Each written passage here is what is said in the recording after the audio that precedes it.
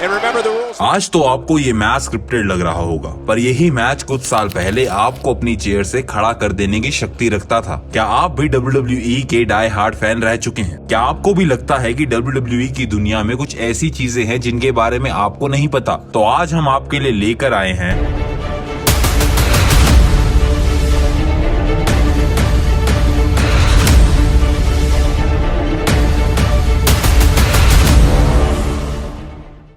दोस्तों, WWE का सफर शुरू हुआ था 1952 में, जब एक रीजनल रेसलिंग प्रमोशन कंपनी के रूप में इसकी स्थापना करी गई। लेकिन वक्त के साथ साथ WWE ने भी अपनी पहचान को विश्व के कोने कोने तक पहुंचाया। आज WWE दुनिया भर के रेसलिंग फैंस के दिलों में राज करता है। लेकिन क्या आप जानते हैं कि WWE के इतिहास में कई बदलाव आए, जैसे कि WWF से WWE तक का सफर और कई सारी रेसलर्स की कहानियां। हाँ दोस्तों, WWE ने समय के साथ साथ अपने आप को इवॉल्व जरूर किया और खुद को दुनिया के सबसे बड़े स्पोर्ट्स एंटरटेनमेंट ब्रांड में बदल लिया। अब सवाल उठता है कि ये आखिर है क्या ये एक स्पोर्ट्स है या फिर एंटरटेनमेंट? तो आपको बता दें कि WWE एक अनोखा संगम है स्पोर्ट्स और एंटरटेनमेंट का, जिसको हम स्पोर्ट्स एंटरटेनमेंट कहते हैं। हाँ, ये सच है कि WWE के मैचेस प्री डिटरमाइंड और स्क्रिप्टेड होते हैं, लेकिन इसमें दिखाई जाने वाली फिजिकलिटी बिल्कुल असली है। इन रेसलर्स का सिर्फ एक ही उद्देश्य होता है, अपनी जान को हथेली पर रखकर रिंग में उतरकर ऑडियंस को एंटरटेन करना। और इसी वजह से WWE के मैचेस में हमें ड्रामा, एक्शन और इमोशन सब कुछ मिल जाता है। WWE के पास एक ऐसी चीज है जो इसको और स्पोर्ट्स से अलग करती है, और वो है स्टोरी टेलिंग का जादू।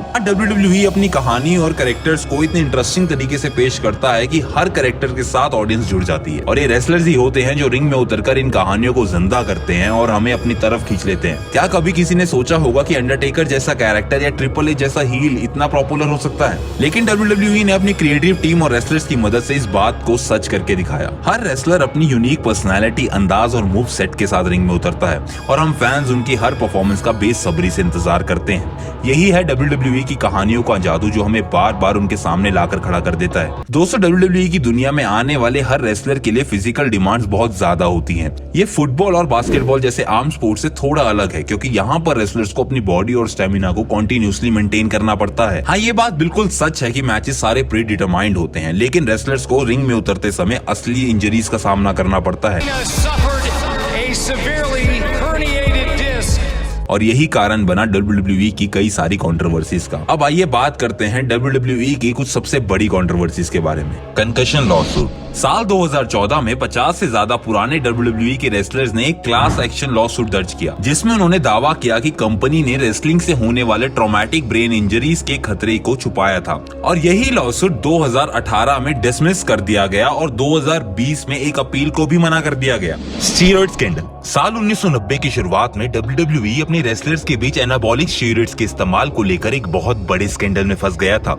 विंस मैकमैन पर 1994 पर परफॉर्मर्स को स्टीरॉयड डिस्ट्रीब्यूट करने के गंभीर आरोप लगाए गए, पर कुछ ही समय बाद उन्हें इस केस से भी बरी कर दिया गया। और इस स्कैंडल के बाद ही WWE ने अपने परफॉर्मर्स के लिए ड्रग टेस्टिंग की शुरुआत करी। Benoit tragedy. क्रिस बेनोइट की हत्या साल 2007 की सबसे भयानक घटनाओं में से एक थी। Well, the wrestling world in shock today. Former champion Chris Benoit found dead in his Atlanta home along with his wife and young son. जहां रेसलर ने अपनी पत्नी और बेटे की हत्या करने के बाद अपनी भी जान ले ली थी। इसी के कारण WWE को बहुत सारी नेगेटिव PR का सामना भी करना पड़ा। और वहीं कुछ लोगों ने इस घटना को रेसलिंग जीवन के गंभीर शारीरिक और मानसिक दबाव के साथ जोड़कर देखा। Sexual harassment and assault allegation. कुछ फीमेल रेसलर्स ने सालों से कई बार फेलो रेसलर्स और ऑर्गेनाइजेशन के लोगों पर सेक्सुअल हरासमेंट और असॉल्ट के आरोप लगाए हैं। और साल 2020 में स्पीकिंग आउट मूवमेंट के दौरान सोशल मीडिया पर उठाए गए आरोपों के जवाब में कुछ रेसलर्स के कॉन्ट्रैक्ट्स को रिलीज कर दिया गया और साथ ही उन पे कार्रवाई भी करी गई। WWE has hired outside counsel to conduct the investigation. Poor working condition. WWE को अपने रेसलर्स के साथ किए गए व्यवहार के लिए भी बहुत सारे क्रिटिसिज्म का सामना करना पड़ा, जिन्होंने अपने एम्प्लॉयज को कॉन्ट्रैक्ट पे रखे गए वर्कर्स के तौर पर रजिस्टर किया था, जिसका मतलब था कि रेसलर्स को ना ही कोई हेल्थ इंश्योरेंस मिलने वाली थी, ना ही कोई रिटायरमेंट स्कीम। और कई समय इस बात पर विवाद चलने के बाद भी आज तक इसका कोई नतीजा किसी के सामने नहीं आ पाया। The death of Owen Hart. साल 1999 में WWF के over the edge pay per view event के दौरान स्क्रिप्ट के मुताबिक ओवन हैट को रस्सी की मदद से स्टेज पर एंट्री लेनी थी। पर इस स्टंट के दौरान उनकी रस्सी टूटने की वजह से वो 70 फीट की हाइट से सीधा स्टेज पर आकर गिरे, जिसके चलते उनके हॉस्पिटल में मौत हो गई। और इसी की वजह से WWF को बहुत सारे हेट का सामना करना पड़ा।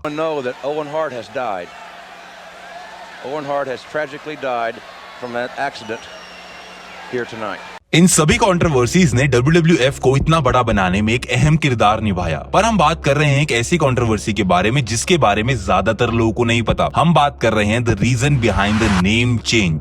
इस नाम बदलने का कारण वर्ल्ड वाइल्ड लाइफ फंड के साथ एक कानूनी विवाद था, जो एक इंटरनेशनल वाइल्ड लाइफ फंड है, और इन दोनों ही ऑर्गेनाइजेशंस के बीच WWF के नाम को लेकर काफी समय से विवाद चल रहा था। वर्ल्ड वाइल्ड लाइफ फंड जो 1961 में स्थापित किया गया था, दावा करते हैं कि 1994 में रेसलिंग फेडरेशन के साथ WWF के नाम को लेकर एक कॉन्ट्रैक्ट साइन किया गया था, और इस कॉन्ट्रैक्ट के अनुसार रेसलिंग फेडरेशन के पास बहुत ही लिमिटेड अथॉरिटी थी इस नाम को लेकर। खास करके वो लोग अमेरिका में इस नाम का इस्तेमाल किसी भी कमर्शियल में नहीं कर सकते थे। हालांकि रेसलिंग कंपनी ने बार बार इस कॉन्ट्रैक्ट की टर्म्स को तोड़कर WWF का इस्तेमाल अपने लोगो और कई प्रोडक्ट्स के ऊपर किया, और साल 2000 में वर्ल्ड वाइल्ड लाइफ फंड ने रेसलिंग कंपनी के ऊपर 1994 के कॉन्ट्रैक्ट को कई बार तोड़ने के लिए एक केस फाइल कर दिया, और 2 साल की कानूनी लड़ाई के बाद यूके के सबसे बड़े कोर्ट ने वर्ल्ड वाइल्ड लाइफ फंड के हक में इसका फैसला सुनाया। मुकदमे के नतीजे के अनुसार रेसलिंग कंपनी को एक प्रॉपर रीब्रांडिंग के प्रोसेस से गुजरना पड़ा, जिसके चलते उनका नाम WWF से WWE कर दिया गया, और ये अपने आप में ही एक बहुत बड़ा बदलाव था। पर इसका कंपनी की ग्रोथ पे कोई खास असर नहीं पड़ा, और WWE अपनी कांस्टेंट ग्रोथ को मेंटेन करते हुए आगे बढ़ती गई। अपनी चलती कंट्रोवर्सीज और विवादों के बावजूद WWE ने अपने सालों की जर्नी में न सिर्फ रेसलिंग फैंस का दिल जीता, बल्कि एक अपनी अलग पहचान भी बनाई। WWE का इम्पैक्ट हम सोसाइटी और पॉप कल्चर दोनों में देख सकते हैं। WWE के कई रेसलर्स ने फिल्म इंडस्ट्री के अंदर जाकर अपनी अलग जगह बनाई। WWE अपने फैंस के लिए रोल मॉडल्स भी तैयार करता है। कई बच्चे WWE के रेसलर्स की तरह फोकस्ड, ब्रेव और स्ट्रॉन्ग बनना चाहते हैं, और वहीं WWE अपने रेसलर्स की मदद से कई चैरिटी प्रोग्राम्स भी चलाता है, जैसे कि मेक अ विश फाउंडेशन और be a star anti bullying campaign. तो दोस्तों, आज हमने WWE के फैसिनेटिंग वर्ल्ड के कुछ खास पहलुओं को देखा जो आज से पहले शायद हमें नहीं पता थे। फिर चाहे वो WWE की हिस्ट्री हो, उसके स्पोर्ट्स और एंटरटेनमेंट के बीच का कनेक्शन, या स्टोरी टेलिंग का जादू। और आज के बाद आप WWE को एक अलग नजरिए से देखने वाले हैं। जब भी आप WWE देखें तो इन सब बातों को जरूर याद करें। और अगर आपको ये वीडियो पसंद आई है तो प्लीज हमारे चैनल नॉलेज अनटैप्ड को जरूर सब्सक्राइब कीजिए और नोटिफिकेशन बेल दबाकर ऐसी ही अनटैप्ड नॉलेज का फायदा उठाइए। और हाँ, इस वीडियो को अपने दोस्तों के साथ जरूर शेयर कीजिएगा। Thank you.